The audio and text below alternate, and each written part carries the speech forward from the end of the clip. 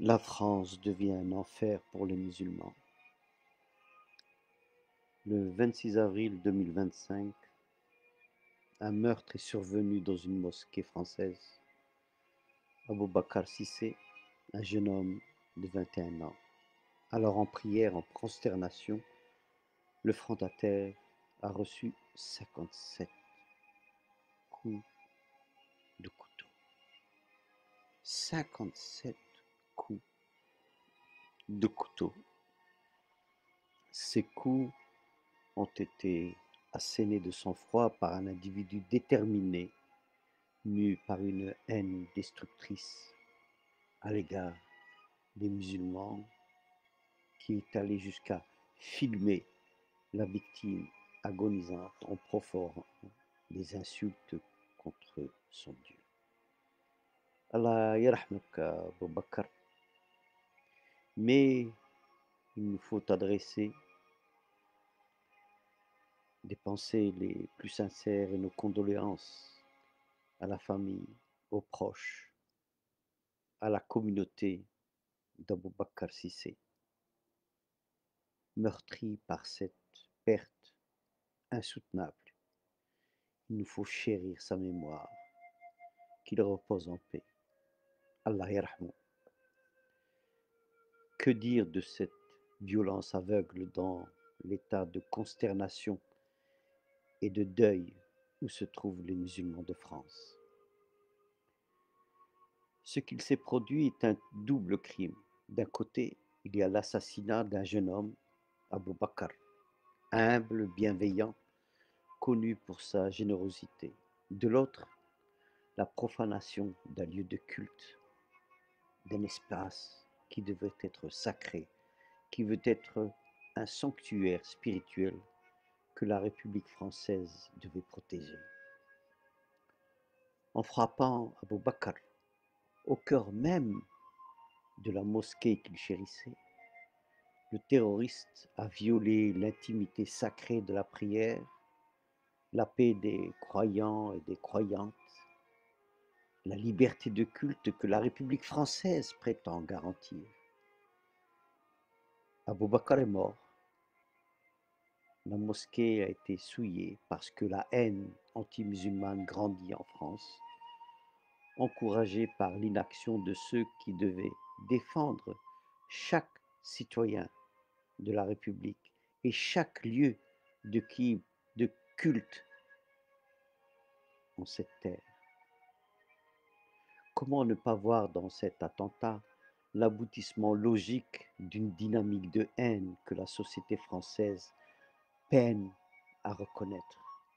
L'attentat contre le centre culturel kurde en 2022, la tentative d'égorgement d'un jardinier musulman en 2023, l'attentat de Bayonne contre une mosquée en 2019, et plus encore, je ne vais pas tout citer, mais comment tous les innombrables agressions, les innombrables insultes, les innombrables humiliations ordinaires et attaques contre les mosquées dessinent la trame d'un climat où l'islamophobie ne révèle ou ne relève plus de l'anomalie, mais du régime ordinaire, de la normalité d'interaction. Ce meurtre n'est en effet pas un fait de violence isolée, mais s'inscrit dans cette trame de brutalisation du lien social. Les violences islamophobes contemporaines sont rendues possibles par une architecture de disqualification systémique où les signes d'appartenance à l'islam sont marqués du sceau du soupçon, du déficit de loyauté et de l'incompatibilité avec la République et ses lois. L'hostilité se trouve relayée, consolidée et légitimée par des secteurs entiers du champ politique. Un tiers des votants de la République française sont des sympathisants du parti de Marine Le Pen, c'est-à-dire de l'extrême droite. Mais il y a aussi des secteurs entiers médiatiques et intellectuels qui colportent cette haine. Oui, la haine est l'effet différé d'un long travail de sape des conditions de cohabitation. Malgré les résistances profondes que continue de susciter ce mot dans certaines sphères politiques et médiatiques, le Premier ministre français, François Bayrou, a employé pour une fois, quant à lui, le terme juste. Il a dit: il faut condamner l'ignominie islamophobe.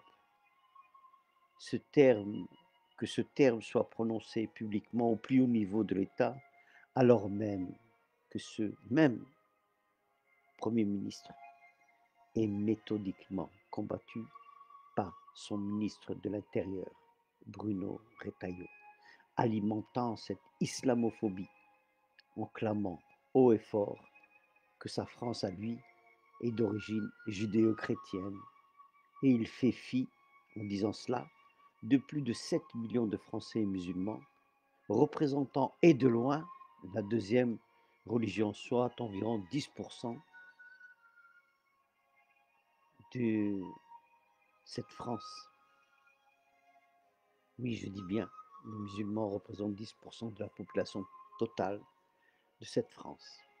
À titre d'exemple, les pratiquants du judaïsme sont au nombre à peu près de 600 000, soit moins de 1% de la population totale française.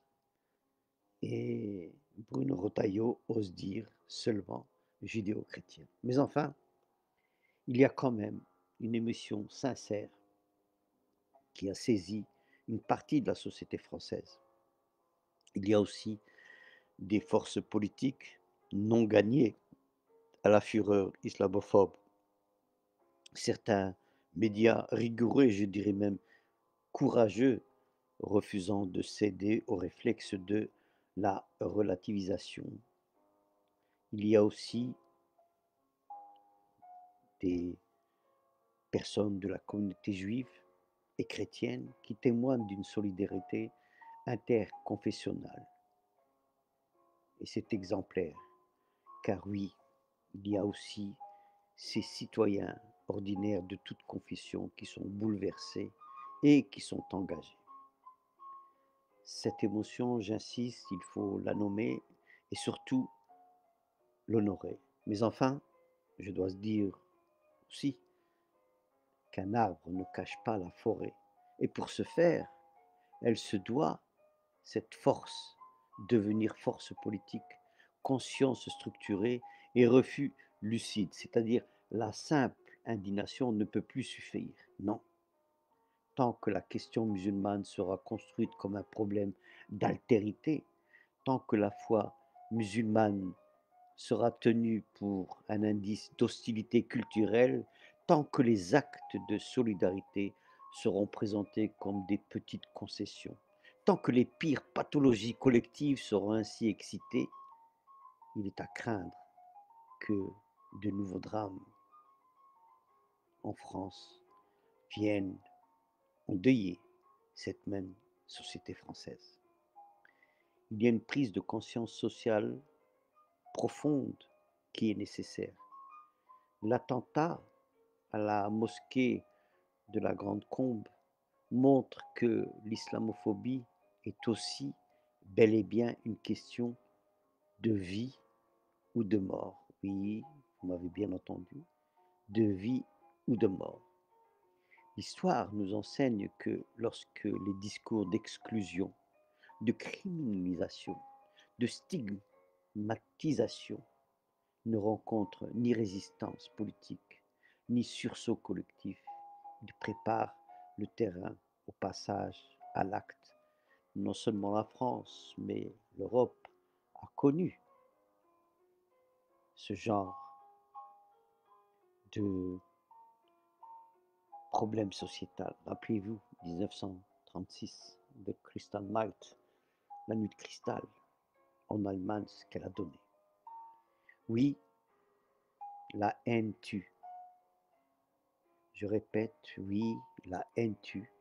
et elle tue d'autant plus sûrement lorsqu'elle a été rendue pensable, disciple, tolérable, normalisée, voire même aujourd'hui en France institutionnalisée. Oui, je vais conclure en disant que la France est devenue de ce fait un enfer raciste et hostile aux musulmans. Le meurtre d'Abou Bakr Sissé, Allah yarhamou, qui plus est dans une mosquée, celle de la Grand Combre, par Olivier, un homme de nationalité française, a entraîné des réactions à la hauteur de l'émotion suscitée par le geste. Et je devrais ici rendre hommage à Mathilde Panot, non pas que je partage ses convictions politiques, vous savez très bien, moi je ne vis pas en France. Mathilde Panot, courageusement, a par exemple apostrophé la présidente de l'Assemblée nationale, Yael Braun-Pivet, qui ne voulait pas faire une minute de silence pour Aboubacar Sissé. Mais quand même, là je mets ça entre guillemets, la minute de silence en hommage à Aboubacar Sissé aura bien lieu, a dit Mathilde Panot, malgré le premier refus de la présidente de l'Assemblée et de Madame Le Pen. Nous n'avons rien lâché, encore a-t-elle ajouté, et je conclurai avec ce qu'elle a dit. C'est notre honneur que la représentation nationale n'accepte pas de banaliser un crime islamophobe aussi grave. Il en va des principes de notre République. Oui, effectivement, la République française, celle qui prône l'égalité, la fraternité et la liberté, est en train de faillir à ce principe. Oui, la France est en train de glisser sur des terrains qui sont de plus en plus dangereux lorsqu'on ne cite aujourd'hui que tous les problèmes de la France sont les musulmans, ou bien encore les musulmans arabes. Merci de m'avoir écouté.